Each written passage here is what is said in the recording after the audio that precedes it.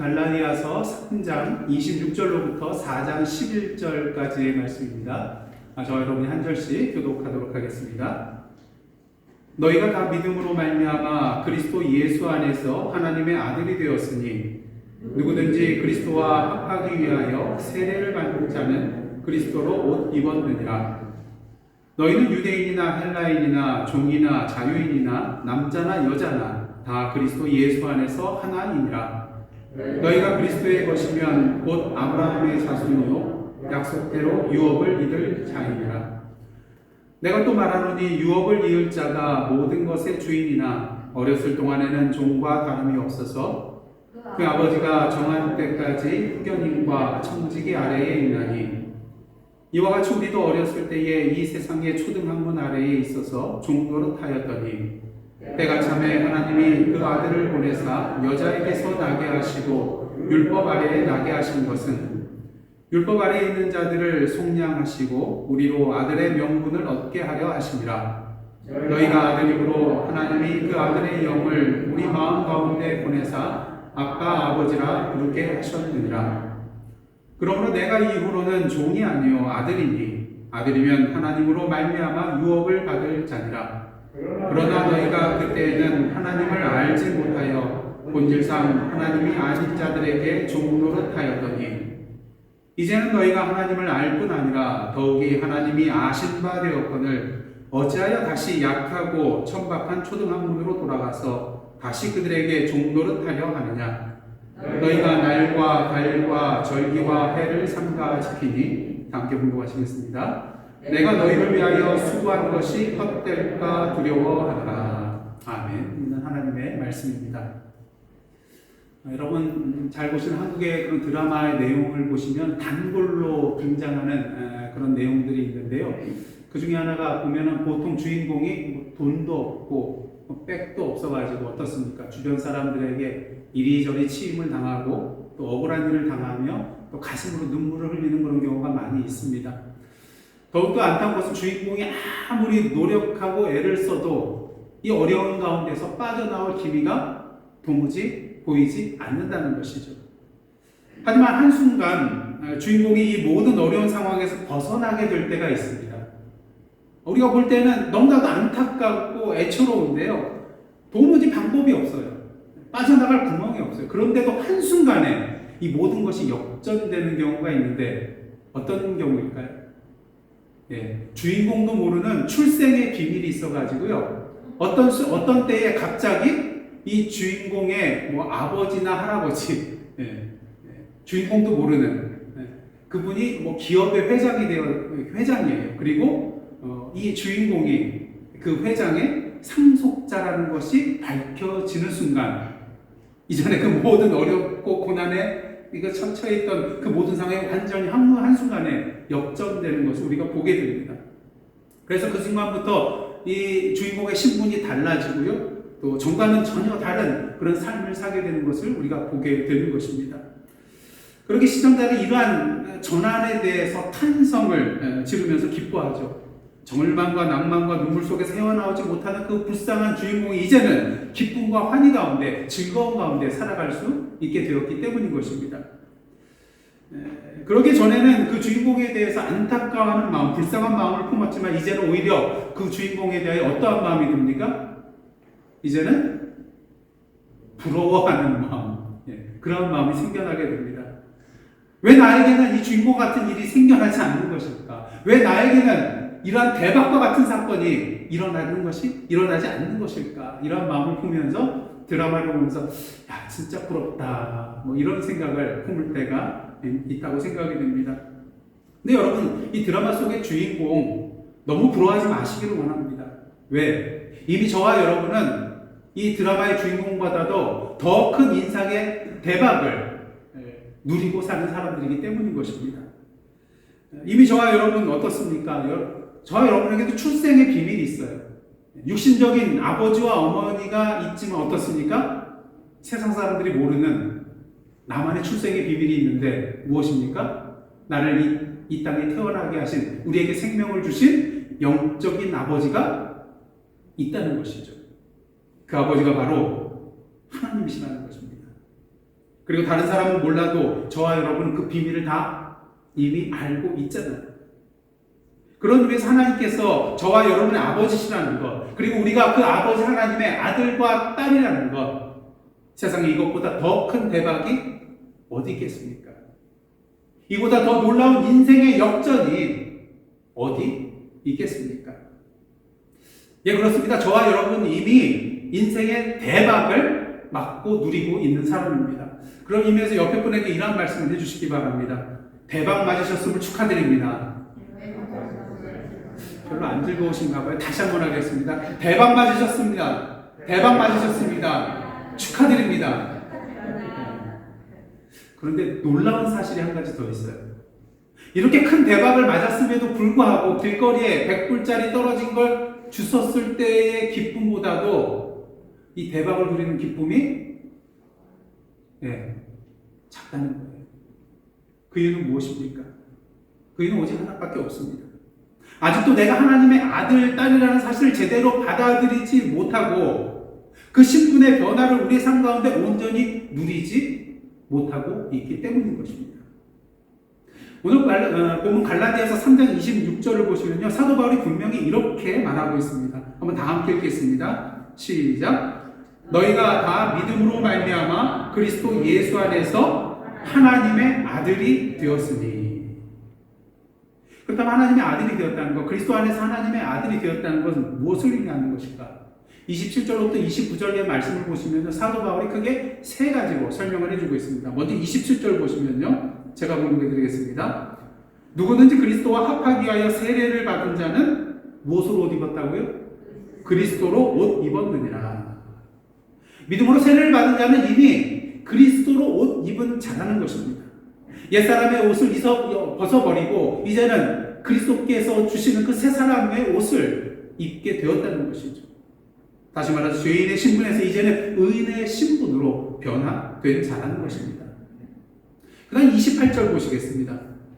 너희는 유대인이나 헬라인이나 종이나 자유인이나 남자나 여자나 다 그리스도 예수 안에서 뭐라고요? 하나이니라. 여러분들 아시다시피 당시 유대인들에게 있어서는요, 그 아침 기도문이 있는데 보통 감사와 여러 가지 그런 내용들이 있는데 이 감사의 내용 중에 이러한 세 가지의 감사가 들어있는 것을 보게 됩니다. 첫째는요, 나로 하여금 이방인이 아닌 누구로요? 유대인으로 태어나게 해주셔서 감사합니다. 두 번째는요, 여자가 아닌 남자로 태어나게 해주셔서 감사합니다. 세 번째는요, 종이나 노예가 아니라 자유인으로 태어나게 해주셔서 감사합니다. 그래서 보통 유대인 남자들은 이러한 기도를 아침마다 드렸대요. 근데 우리는 이 세 가지 내용을 통해서 사람을 두 분류로 나누게 되는 세 가지의 구분의 기준이 있음을 보게 됩니다. 유대인과 이방인으로 나누는 인종의 구분, 그 다음 자유인과 노예로 나누는 계층의 구분, 그리고 남자와 여자로 나누는 성별의 구분. 하지만 바울은 28절 말씀을 통해서 이 세 가지의 구분을 완전히 뒤엎어 버리고 있는 것입니다. 예수 그리스도 안에서 우리는 모두 동일한 하나님의 자녀로서 더 이상 인종이나 계층이나 성별에 따라 둘로 나눠지는 것이 아니라 그리스도 안에서 하나이기 때문인 것이죠. 그 다음 29절입니다. 너희가 그리스도의 것이면 어떤 사람입니까? 곧 아브라함의 자손이요 약속대로 유업을 이을 자니라. 우리가 비록 육신의 혈통적으로는 아브라함의 자손 유대인이 아니지만 우리의 혈통과 출신 성분에는 상관없이 예수 그리스도를 믿음으로 우리가 모두 다 주님 안에서 동일한 하나님의 자녀가 되었기 때문에 우리 또한 믿음의 조상인 아브라함의 영적인 자손이 된다는 것입니다. 그리고 아브라함에게 주신 그 하나님의 유업을 우리도 이어받을 자가 된다는 것이죠. 물론 하나님의 나라가 지금 이 땅에 완전히 이루어진 것은 아닙니다. 하지만 어떻습니까? 예수 그리스도께서 이 땅에 오심으로 말미암아 하나님의 나라가 이 땅에 시작되었습니다. 그러니까 오늘도 우리는 예수 그리스도 안에서 이 하나님의 나라를 경험하고 맛보고 누리며 살아갈 수 있는 것입니다. 그리고 이러한 하나님의 나라를 부분적으로 경험할 수 있는 곳이 어디인가요? 바로 교회인 것입니다. 완전히 이루어지진 않았지만 부분적으로 그 하나님의 나라를 경험하고 누리고 맛볼 수 있는 곳이 바로 우리 교회라는 것입니다. 사랑하는 성도 여러분, 그런데 만일 우리의 삶 가운데 아직도 그리스도로 옷 입지 못하고 옛사람의 옷을 한편으로 걸치고 있다면, 아직도 예수 그리스도 안에서 하나 되지 못하고 서로 선을 긋고 경계선을 짓고 차별하며 살아가고 있다면, 아직도 우리의 삶 가운데 또한 교회 안에서 하나님의 나라를 맛보고 누리지 못하며 살아가고 있다면 도대체 그 이유는 무엇일까요? 그 이유는 오직 하나, 예수 그리스도 안에서 우리가 하나님의 자녀됨을 아직 온전히 깨닫지 못하고 아버지 하나님의 자녀가 아니라 다른 것에 대하여 종노릇하면서 살아가고 있기 때문인 것입니다. 바로 오늘 보면 갈라디아서 4장 1절로부터 3절을 통해서요, 우리가 예수 그리스도를 믿기 전에 어떠한 상태에 있었는가를 우리에게 다시 한번 보여주고 있습니다. 1절로부터 3절 말씀 제가 공독해 드리겠습니다. 내가 또 말하노니 유업을 이을 자가 모든 것의 주인이나 어렸을 동안에는 종과 다름이 없어서, 왜 종과 다름이 없습니까? 2절, 그 아버지가 정한 때까지 누구 아래에 있어요? 후견인과 청직이 아래에 있나니, 이와 같이 우리도 어렸을 때에 이 세상의 초등학문 아래에 있어서 종노릇하였더니. 그래서 한 가지 좀 질문이 생겨나요. 그렇다면 사도 바울이 말하는 이 세상의 초등학문은 도대체 무엇인가? 헬라어 원문을 보시면 이 초등학문이라는 단어는요, 스토이케이아라는 그런 단어가 사용이 되어 있는데, 그 뜻은 어떤 초보라는 그런 뜻이 있고요, 또 때로는 땅, 물, 불, 공기, 또는 해, 달, 별과 같이 이 세상 또는 이 우주를 구성하고 있는 기본 요소를 지칭할 때 이 스토이케이아라는 단어를 사용하는 것을 보게 됩니다. 그렇기 때문에 이렇게 좀 다른 의미로 사용될 수 있는 이 단어이기에 학자마다 이 초등학문이 무엇을 의미하는가에 대해서 의견이 사실은 분분합니다. 물론 기본적으로는 이것이 모세의 율법을 가리킨다고 할 수가 있습니다.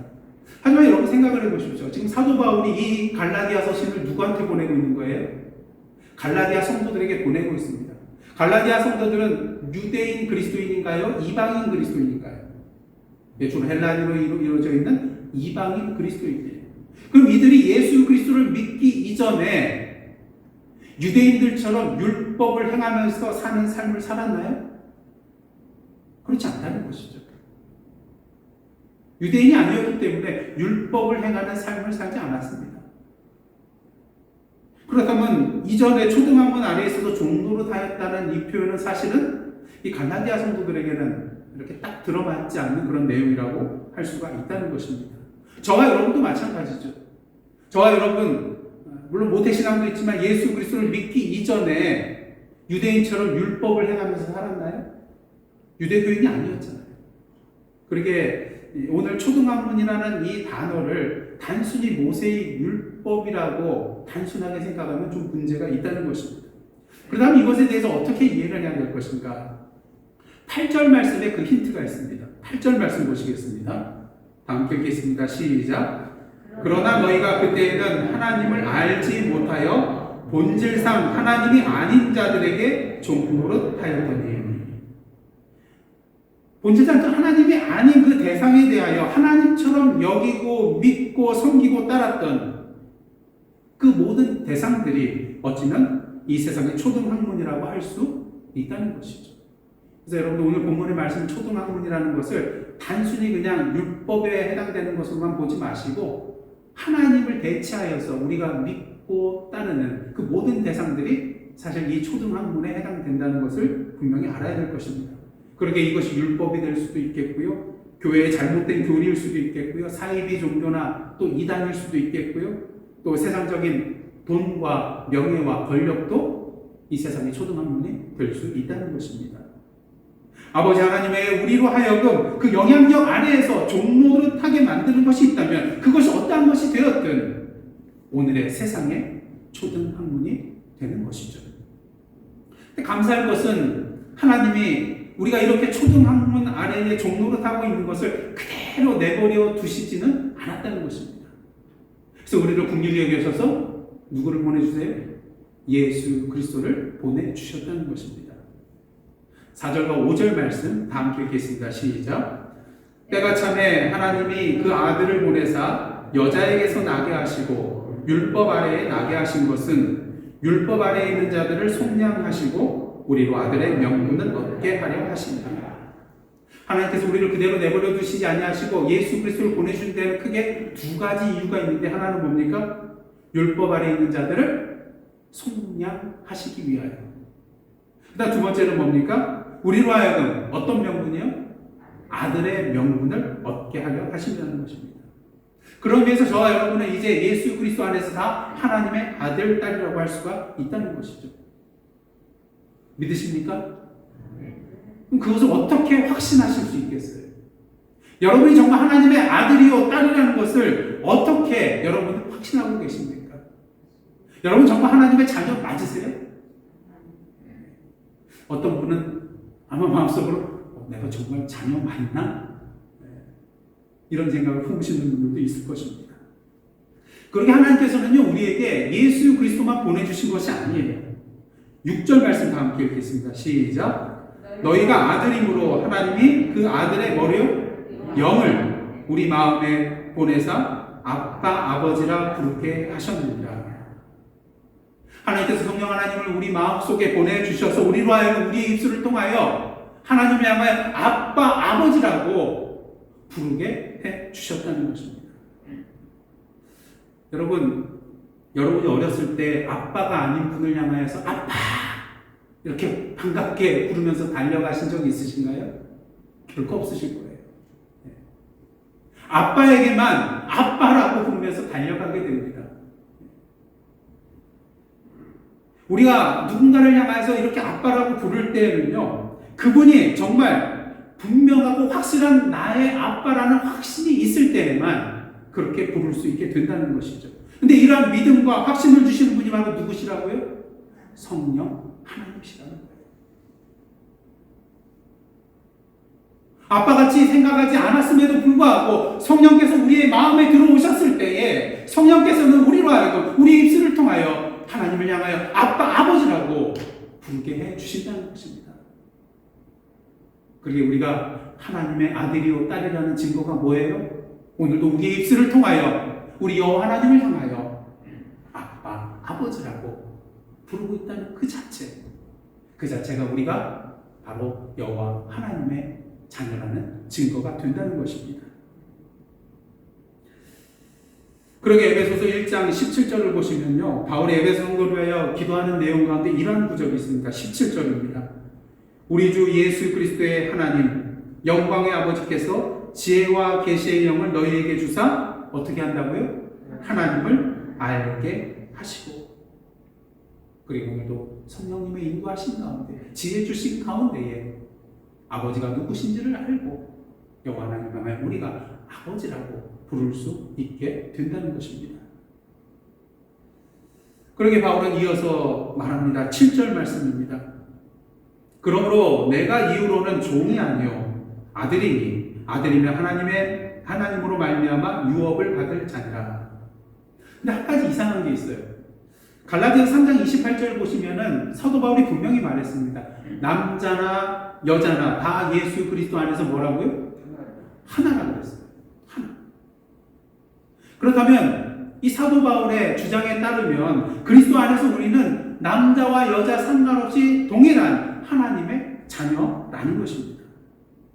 근데 오늘 본문 말씀 3장 26절인가요? 그때부터 지금 오늘 4장 11절까지 그 내용, 본문 내용을 보시면 계속해서 사도 바울이 우리가 하나님의 아들됨을 주장하고 있어요. 계속 반복해서. 하나님의 자녀나 또 하나님의 아들이나 딸이 되었다는 표현보다는 하나님의 아들이라는 표현을 계속해서 사용하고 있어요. 그렇다면 사도 바울이 말로는 남자, 여자 구별 없이 다 하나님 안에서 그리스도 안에서 하나라고 말하지만 실제로는 여성을 차별하고 있는 건 아닌가 이런 생각을 해볼 수도 있을 것입니다. 하지만 이것은 오해입니다. 바울이 하나님의 아들이라는 표현을 이렇게 자꾸 사용하는 데는 의도가 있기 때문인 것이죠. 그 이유로 우리는 7절 하반절을 통해서 분명히 보게 됩니다. 7절 하반절 보십시오. 자, 아들이면 하나님으로 말미암아 뭐를 받아요? 유업을 받을 자니라. 어떤 자가 유업을 받는다고요? 하나님의 아들이요. 그럼 하나님의 딸은 유업을 못 받는 것입니까? 그렇지 않죠. 다 받습니다. 하지만 사도 바울이 이러한 표현을 쓴 이유는요, 사도 바울 당시 어떻습니까? 사도 바울 당시 어떤 제도예요? 가부장적 사회 제도 속에서 부권의 사회입니다. 그래서 모든 재산은 아버지가 다 가지게 되고요, 그 재산을 또 상속받는 사람은 다 남성 아들입니다. 여성은 재산을 상속받지 못해요. 그렇기 때문에 바울이 우리가 그리스도 안에서 하나님의 아들이 된다고 굳이 이렇게 표현하고 있는 것은, 우리가 바로 예수 그리스도를 믿는 우리가 바로 하나님이 우리에게 주시는 그 유업을 상속받을 자라는 것을 강조하기 위하여 아들이라는 표현을 사용했다는 것입니다. 다른 하나님의 유업을 받지 못할 자이기 때문이 아니라 당시 문화 속에서 아들이 아버지의 유업을 이어받을 수 있기에, 그런 문화적인 배경 속에서 우리 모든 그리스도인들은 하나님의 아들이 되어서 그 유업을 상속받게 될 것이라는 것을 강조하기 위해서 사용했다는 것이죠. 그러니까 여러분들, 우리 여성 성도님들 너무 여기에 대해서 서운해하지 마시고요. 또 우리 남성 성도님들은 오매 기사로 이거 하지 마시기 바랍니다. 사도 바울이 말하는 것은 그게 아니거든요. 남자나 여자나 모두 다 예수 그리스도 안에서 하나님이 주신 그 유업을 다 이어받을 자라는 것입니다. 그렇다면 그 이유는 무엇일까? 왜 이렇게 하나님의 아들된, 하나님의 자녀되었다는 것을 강조하고 있는 것일까? 그 이유 8절부터 11절 말씀에 나오는데요. 먼저 8절 말씀 보시겠습니다. 그러나 너희가 그때에는 하나님을 알지 못하여 본질상 하나님이 아닌 자들에게 종노릇하였더니. 그때에는 어떤 때입니까? 예수 그리스도를 믿기 이전. 그 전에는 하나님에 대해서 제대로 알지 못했기 때문에 하나님이 아닌 대상에 대하여 하나님처럼 생각하면서 그 아래에서 종노릇하였다는 것입니다. 그 영향력 아래 노예로 살아가고 있었다는 것이죠. 그렇다면 문제가 무엇입니까? 9절입니다. 이제는 너희가 하나님을 알 뿐 아니라 더욱이 하나님이 아신 바 되었거늘. 이제는 이렇게 되었다는 거예요. 그런데 어찌하여 다시 약하고 천박한 초등학문으로 돌아가서 다시 그들에게 종노릇하려 하느냐. 이제 하나님을 알고 하나님이 우리를 아신 바 된 자로서 하나님의 아들, 딸들이 되었는데 왜 또다시 그 초등학문 밑으로 들어가서 종살이 하려고 하냐는 거예요. 마치 이스라엘 백성들이 출애굽한 다음에 힘들고 어려우니까 모세를 저주하면서 원망하면서 뭐라고 합니까? 우리가 지도자를 다시 세워서 어디로 가자 그래요? 애굽으로 돌아가자. 하나님이 출애굽시켜 주셨는데, 자유인이 되게 해주셨는데, 적각거리 우리는 가나안 땅으로 인도하고 계시는데 뭐라고 해요? 다시 애굽으로 돌아가자는 거예요. 다시 종도로 타자는 거예요. 그게 더 낫겠다는 거예요. 지금 사도 바울이 말하는 바가 바로 이것이라는 것입니다. 근데 여기서 사도 바울은 이 초등학문에 대해서 두 가지로 표현하고 있어요. 약하고 천박한 것으로 표현하고 있습니다. 초등학문이 약하다는 것은요, 그것이 무능력하기 때문이에요. 여러분, 율법의 경우 여러분들 기억나시죠? 율법은 우리로 하여금 죄가 무엇인지 알게 하고 우리로 하여금 우리가 죄인이라는 것을 깨닫게 해주는 그런 기능이 있습니다. 하지만 문제는 뭐예요? 이 율법 자체가 우리를 죄의 문제로부터 구원해 줄 수는 없다는 거예요. 이는 마치 의사가 우리의 병에 대해서 진단을 정말 100% 정확하게 해요. 근데 뭐 할 수 없어요? 고칠 수는 없다는 거예요. 이런 의사에 해당되는 게 바로 율법이라는 거예요. 진단은 정확하게 하지만 고칠 능력이 없는 의사, 이것이 바로 모세의 율법이라는 것이죠. 그러게 초등학문은 능력이 없는 무능력한 약한 것이라는 것입니다. 그 다음에 이 초등학문이 천박하다고 한 것은요, 우리가 받아야 할 유업을 줄 수 없기 때문인 것입니다. 여기 천박하다에 해당되는 헬라어는요, 그 푸토카라는 그런 단어를 쓰는데, 원래 사람들이 절대적인 궁핍으로 인해서 구걸할 수밖에 없는 그런 결핍의 상태를 나타낼 때 이 푸토카라는 단어를 쓴다고 합니다. 그렇습니다. 여러분, 율법을 통하여서는 결국 하나님께서 우리에게 약속해 주신 그 풍성한 유업을 누릴 수는 없습니다. 왜? 우리가 율법을 온전히 행할 수 없잖아요. 그렇게 율법을 통하여서는 우리가 하나님의 복을 받는 것이 아니라 오히려 이 율법 때문에 우리는 하나님의 저주를 받게 되잖아요. 그러게 사도 바울은 이 초등학문에 대하여 천박하다고 우리에게 그 풍성한 유업을 줄 수는 없는 것이라고 얘기해주고 있는 것입니다. 그러게 바울은 참으로 참 답답하고 안타까운 심정으로 계속해서 말을 이어갑니다. 10절과 11절 말씀. 너희가 날과 달과 절기와 해를 삼가지키니 내가 너희를 위하여 수고한 것이 어떻게 될까 봐요? 헛될까 두려워한다. 헛될까 봐. 바울이 계속해서 갈라디아 성도들에게 너희들은 하나님의 아들이요 하나님의 딸이다. 하나님의 자녀라고 이렇게 강조하고 있는 것은 오직 한 가지. 그동안 바울이 전해준 그 그리스도의 참된 복음, 이 복음의 수고가 헛된 것으로 끝나버릴까 두려웠기 때문이라는 것이죠. 그렇게 바울은 계속해서 오늘 본문을 통해서 우리가 하나님의 자녀 된 것을, 하나님의 아들이라는 것을 강조하고 있는 것입니다. 8절 말씀 다시 한번 보시겠습니다.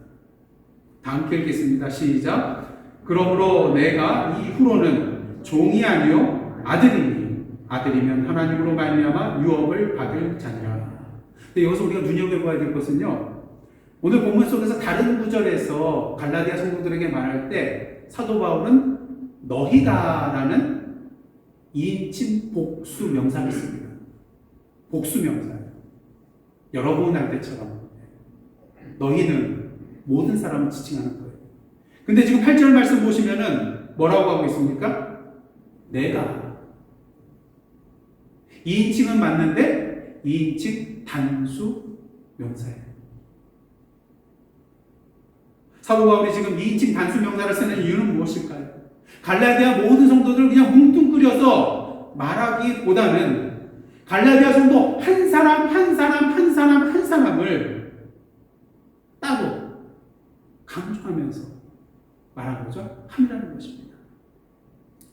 예를 들어서 제가 여기 계신 모든 분들을 뭉뚱그려서 우리 예사랑 선교교회 성도 여러분 하나님의 자녀입니다. 이렇게 말하는 걸까요? 우리 김정현 집사님은 하나님의 아들입니다. 우리 이매영 권사님은 하나님의 딸입니다. 어떤 게 더 힘이 있나요? 어떤 게 여러분의 가슴에 더 닿을까요? 이처럼 바울은요, 간절한 마음으로 갈라디아 성도 한 사람을 사랑하는 마음으로 이 갈라디아 성도들에게 외치고 있었던 것입니다. 여러분 한 사람이 바로 하나님의 아들, 하나님의 딸이요 하나님의 자녀라는 것입니다. 한마디로 이것은 무엇을 말하는 것입니까? 여러분의 정체성을 잃지 말라는 거예요. 여러분은 누구입니까? 여러분의 정체성은 어디에 있습니까? 그리스도인의 신분은 도대체 무엇입니까? 왜 정체성을 잃지 말라고 합니까? 정체성을 잃으면요, 우리는 또다시 세상의 초등학문 아래에 종로를 탈 수밖에 없기 때문인 거예요. 왜? 내가 누군지 모르는데요. 그러게 예수님께서 가이사랴 빌립보 지방에서 이제 예루살렘으로 고난 받으시러 가시는 그런 길에서 제자들에게 묻잖아요. 세상 사람이 나를 누구라 하느냐? 대답을 합니다. 그 다음에 예수님께서 뭐라고 물으십니까? 그렇다면 너희는 나를 누구라 하느냐? 근데 이 질문은요, 사실 예수님이 누구신가에 대한 질문일 수도 있지만요, 역으로 나 자신에 대한 질문이라고도 할 수가 있어요. 너희는 나를 누구라 할 때에 베드로가 뭐라고 대답합니까? 주는 그리스도시요 살아계신 하나님의 아들이십니다. 그럼 이것을 역으로 뒤집어 보면 나는 누구라는 거예요? 살아계신 하나님의 아들 예수 그리스도의 종이라는 거예요. 예수께서 주가 되시면 나는 뭐가 되는 거예요? 그분은 종이잖아요. 우리가 예수님이 누구신지 제대로 알 때, 아버지 하나님이 누구신지 제대로 알 때, 우리는 나 자신이 누구인지 분명히 알게 된다는 거예요. 내가 누구인지. 사도 바울이 이렇게 갈라디아 성도들에게 정체성이 무엇이냐고 강조하고 있는 이유는 무엇입니까? 우리가 우리의 정체성을 바로 알 때만이 우리가 그리스도인답게 제대로 살아갈 수 있기 때문인 것입니다. 여러분은 도대체 누구십니까? 여러분은 어떠한 정체성을 가지고 살아가고 계십니까? 전에 금요 찬양 기도회 때는 한번 말씀드렸던 예화인데요. 오늘 말씀에 꼭 맞기 때문에 다시 한번 여러분에게 말씀드리고자 합니다. 그 서아프리카 가나 출신의 제임스 에그레이라는 그런 작가가 그 날고 싶지 않은 독수리라는 그런 동화를 지은 것이 있습니다. 근데 그 내용을 간단하게 말씀드리면 이렇습니다. 한 남자가 숲속에서 그 어린 독수리를 잡아서 집에 데리고 옵니다. 그리고 닭과 오리가 있는 닭장에 이 독수리를 넣어서 닭의 모이를 주면서 키우기 시작하죠. 5년 동안 이 독수리는 그 닭장 안에서 다른 닭들과 오리와 함께 그렇게 지내게 됩니다. 그렇기 때문에 자기가 독수리인지 몰라요. 날개가 점점 커지고 덩치가 커져도 하늘을 날지 않습니다. 이런 가운데 어떤 동물학자가 그 남자를 만나기 위하여 그 집을 찾아옵니다. 그때 이 닭장 속에 독수리를 발견하고서는 저 새는 닭이 아니라 독수리지 않소? 그러자 주인이 말합니다. 맞습니다. 하지만 나는 이 독수리를 닭이 되도록 가르쳤습니다. 비록 그 날개의 길이가 4m가 넘는 그러한 독수리이지만 이제는 더 이상 독수리가 아니라 닭과 같은 것이죠. 이 동물학자는 이 주인의 말을 듣고 아닙니다. 그래도 얘는 여전히 독수리입니다. 내가 한번 이 독수리를 높이 날 수 있도록 기회를 주십시오. 그래서 주인이 아니요 얘는 닭이에요. 닭. 모습만 독수리지 날지도 못하는 닭입니다. 그래서 이 두 사람은 끝내 이 독수리를 시험하기로 그렇게 합의를 보았습니다.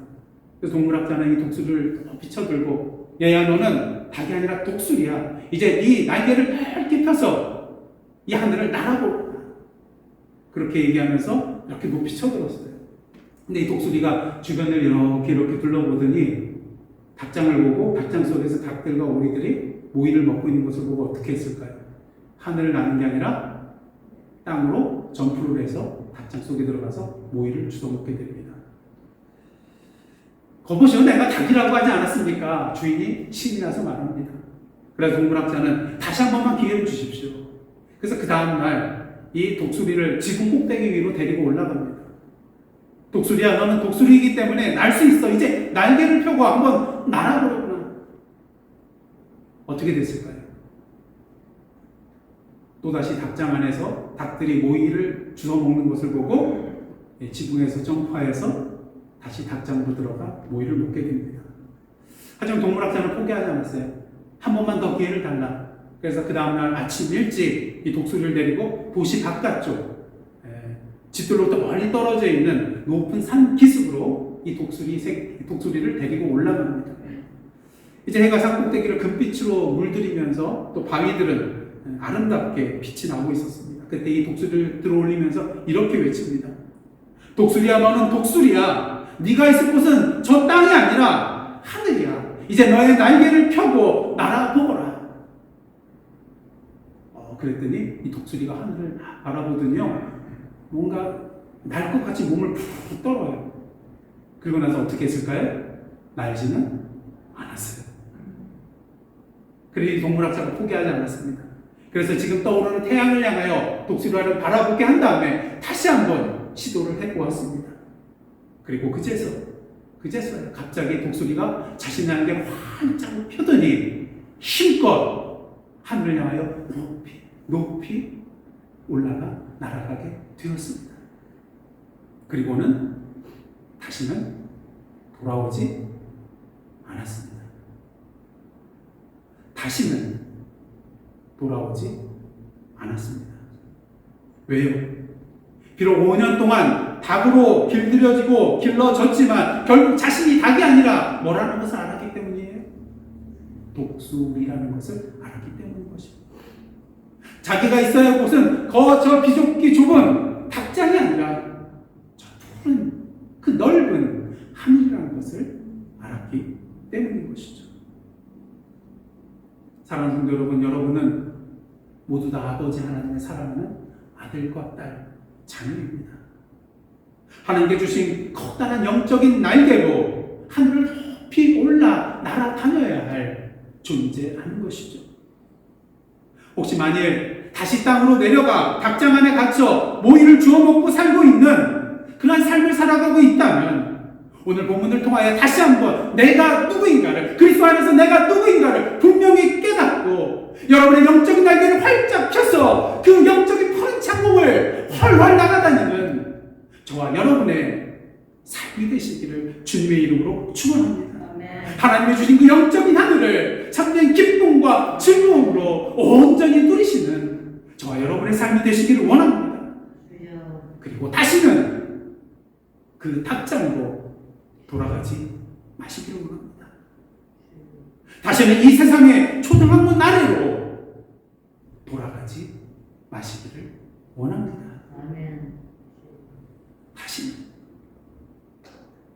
다시는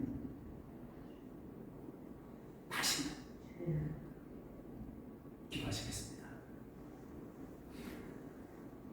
하나님, 다시 한번 우리가 누구인지 깨닫게 하여 주심에 감사드립니다. 바라기는 하나님의 자녀로서의 정체성을 확고히 하며 성령의 인도하신 가운데 하나님의 자녀됨을 우리의 삶 가운데 온전히 누리며 세상의 초등학문에게 종노릇하는 자들을 하나님의 자녀됨의 자리로 초대함으로 오늘도 주님 안에서 형제 자매됨의 하나님의 기쁨을 더불어 누리는 저희들의 삶, 그리고 주님의 몸된 예사랑 선교교회 되게 하여 주옵소서. 예수님의 이름으로 기도드리옵나이다. 아멘. 이제는 우리 구주 예수 그리스도의 은혜와 우리를 자녀 삼아 주신 아버지 하나님의 놀라우신 사랑과 오늘도 우리 입술을 통하여 하나님을 향하여 아빠, 아버지라고 부를 수 있도록 역사하시는 성령님의 감동하며 교제케 하시는 역사가 오늘 이 시간 내가 누구인가 자신의 정체성을 분명히 알고 오늘도 하나님의 자녀로서 이 세상에 나아가 우리의 삶을 통하여 우리의 하나님의 자녀됨을 선포하며 나아가기로 결단하며 나아가는 하나님의 백성들과 그 삶의 터전 위에 나라와 민족과 이 미국 땅과 선교지와 오늘도 자연재해로 말미암아 울부짖고 있는 그 고난의 땅 위에 그리고 오늘도 주님의 손길을 필요하고 있는 모든 고통과 눈물의 현장 위에 이제로부터 영원토록 함께 계시옵기를 간절히 축원하옵나이다. 아멘.